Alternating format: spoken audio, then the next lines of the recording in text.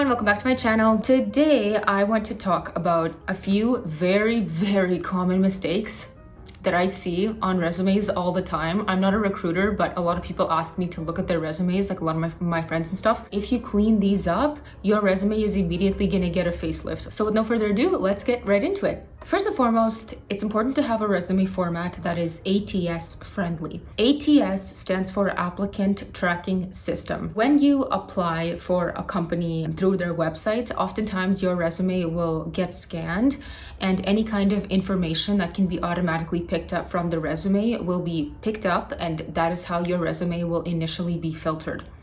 If the ATS program can't read your resume effectively, then your resume could potentially get thrown away without a real person ever actually looking at it. Definitely Google some ATS friendly formats for your resume and keep that in mind. Another common mistake is to have spelling mistakes on your resume. Believe it or not, yes, even with us having Word and spell check on absolutely everything, people still sometimes have spelling mistakes or they don't read their cover letter in enough detail. A spelling mistake immediately just slashes your credibility a lot.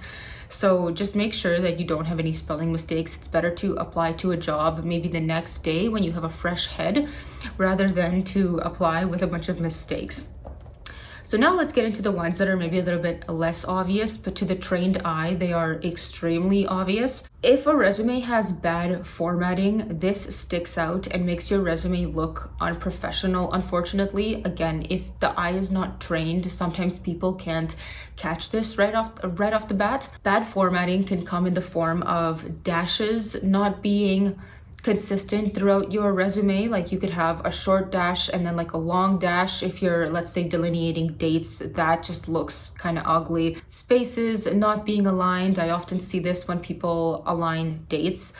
Just take a step back, look at your resume and see if everything looks in order, you know? It's such a small error, but it honestly makes a big difference in terms of professional image. If you're somebody who's not particularly strong in formatting, or maybe you don't have a trained eye, maybe you don't have a lot of experience with Microsoft Word, for instance, it's really handy to use an online resume builder. There's a lot of ones that have either free trials or they are free. I really suggest to look at some automatic resume builders that are ATS friendly as well. One of my favorite ones is called resume.io. I really like their creative templates, and I think for like $3 or $4 or something, you can download a really nice PDF of your resume, which will be beautifully formatted. Speaking of that, another kind of, not mistake, but something that you can use to your advantage to stand out is to have a resume that looks interesting. Have a resume with a pop of color, something that reflects your personality in some way. I'm not saying add a bunch of graphics and visuals to it, but you know, some kind of resume that doesn't just look like a boring black and white resume with Times New Roman or like Calibri font, you know. It's so basic, it doesn't make you stand out. And honestly, if you want a recruiter to remember you somehow or to make that first powerful impression, it could really work to your advantage to have a resume that is unique, because then they'll be more likely to notice it, look at it, and then evaluate your technical skills. Another common mistake that is really a big one that people shoot themselves in the foot about all the time is having too many words on your resume and not enough blank space. Most recruiters spend no more than 5 to 10 seconds scanning a resume. And if your resume looks like just a block of text with no keywords standing out immediately or with no white space kind of breaking it up, it's very off-putting and it looks unprofessional. It really doesn't take a lot of words to express efficiently what you did and what the impact was. You know, you don't need a bunch of filler words. You don't even need to write full sentences on your resume. You can look for keywords in the job description that might match certain things in your experience. You can take that keyword out of the job description, put it onto your resume, make it bold, you know, or maybe highlight it in like a different color or something like that, so that when the person who's scanning your resume looks at it, immediately those keywords pop out.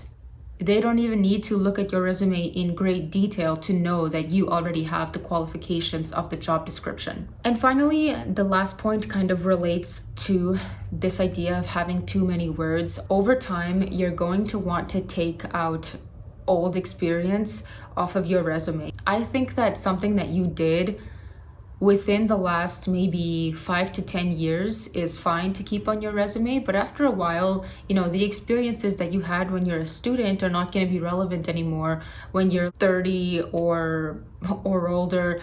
I'm actually going to add in a bonus tip here. Another mistake that people sometimes make is they don't include any kind of links to sample work.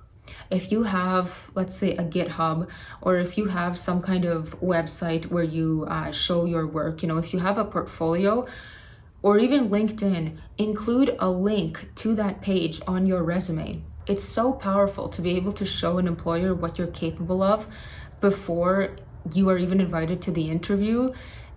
Not having a link on your resume to some kind of sample work is leaving your resume to be a bit one-dimensional. It's not giving the employer anything else to work with aside from what you have put on that piece of paper. So definitely include some links if you happen to have any links to sample work. Some things that I would caution you to leave off of a resume would be your home address.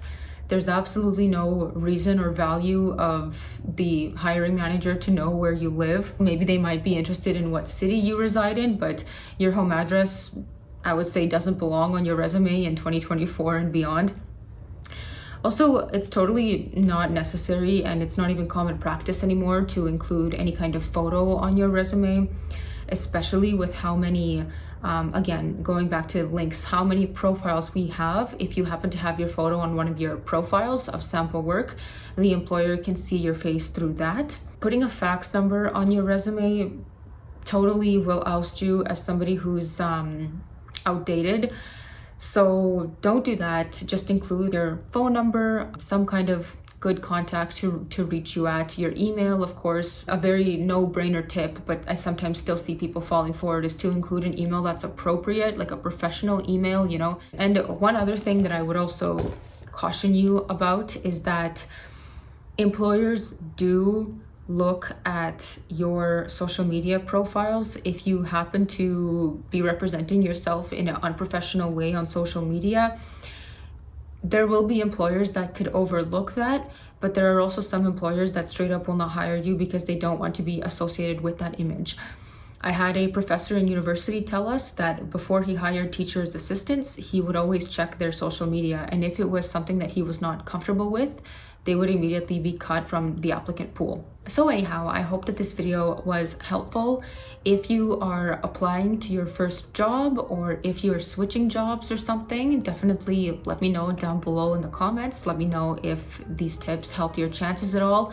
I know that right now is not the easiest time to be looking for a job, but stick with it. All it takes is one lucky break, and you would be surprised how many candidates apply that are totally unqualified. So don't underestimate yourself. I wish you a great rest of the day, and I will see you in my next video. Bye.